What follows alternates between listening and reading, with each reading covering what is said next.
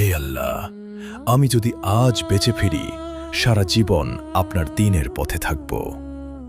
অন্ধকার জঙ্গলের মাঝে হঠাৎ ভেসে এলো মাগরিবের আজান। আর ঠিক তখনই দূরে দেখা গেল এক রহস্যময় আলো। কিন্তু সেই বৃদ্ধ লোকটা আসলে কে ছিল? দূর পাহাড় ঘেরা এক গ্রামের নাম ছিল খাসমহল। গ্রামটা ছিল খুব শান্ত, কিন্তু গ্রামের পাশের বিশাল জঙ্গলটা নিয়ে মানুষের মনে ছিল ভয়। কারণ সন্ধ্যার পর কেউ সেখানে যেত না। সেই গ্রামেই থাকত এক গরিব রাখাল ছেলে খালিদ। বয়স মাত্র 16। বাবা মারা গিয়েছিল ছোটবেলায়। বৃদ্ধ মা আর ছোট বোনকে নিয়েছিল তার ছোট সংসার। প্রতিদিন ভোরে খালিদ কয়েকটা গরু নিয়ে মাঠে চলে যেত। সারাদিন রোদে পুড়ে কাজ করত, কিন্তু মুখে সবসময় একটা হাসি থাকত। গ্রামের মানুষ বলত, ছেলেটা গরিব হতে পারে, কিন্তু তার অন্তরটা খুব পরিষ্কার। খালিদের একটা অভ্যাস ছিল, যেখানেই থাকুক আজান শুনলেই নামাজ পড়ত। মাঠে, নদীর ধারে, এমনকি জঙ্গলের পাশেও। কিন্তু একদিন সেই জঙ্গলেই খালিদের জীবনে ঘটতে চলেছিল এমন এক ঘটনা যা বদলে দেবে তার পুরো জীবন। একদিন বিকেলে গরু চড়াতে চড়াতে খালিদ জঙ্গলের গভীরে চলে যায়। হঠাৎ সে দেখতে পেল একটা বৃদ্ধ লোক গাছের নিচে বসে কাঁপছে। লোকটার কাপড় ছেঁড়া, চোখে ভয়। খালিদ দৌড়ে গিয়ে বলল, চাচা, আপনি এখানে একা কি করছেন? বৃদ্ধ ধীরে বললেন, আমি পথ হারিয়ে ফেলেছি বাবা। 3 দিন ধরে ঠিক মতো কিছু খাইনি। খালিদ নিজের ব্যাগ খুলে শেষ রুটিটুকু লোকটার হাতে দিল। নিজে সেদিন না খেয়েই রইল।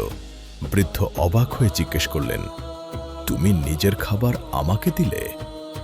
খালিদ মুচকি হেসে বলল, আল্লাহ তো দেখছেন চাচা, তুমি চাইলে আমাকেও খাওয়াবেন।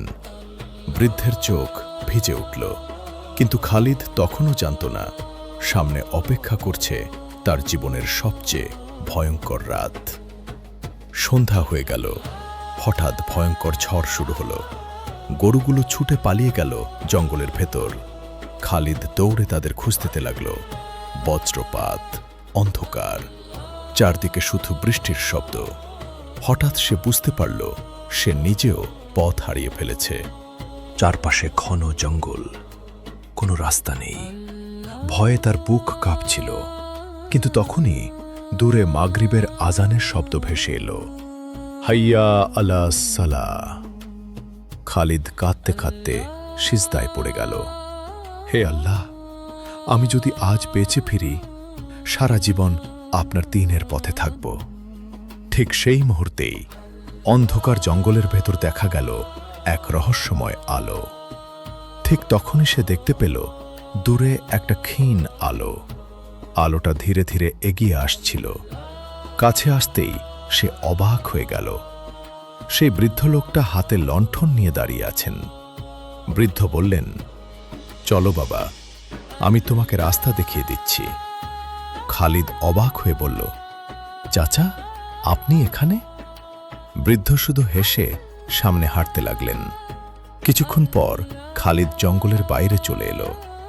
খাসমহল গ্রামের আলো দেখা যাচ্ছিল। খালিদ পিছনে তাকিয়ে বলল, চাচা, আপনি কে আসলে? কিন্তু পিছনে কেউ ছিল না। শুধু বাতাসে একটা শব্দ ভেসে এলো, যে আল্লাহর জন্য মানুষের উপকার করে, আল্লাহ কখনো তাকে একা ছেড়ে দেন না। আর সেই রাতের পর খালিদের জীবন আর আগের মতো থাকল না। সেদিনের পর খালিদ পুরো খাসমহল গ্রামের প্রিয় মানুষ হয়ে উঠল। সে শুধু রাখাল ছিল না, মানুষের সাহায্যকারী, মসজিদের খাদেম আর এতিম শিশুদের শিক্ষক হয়ে গেল।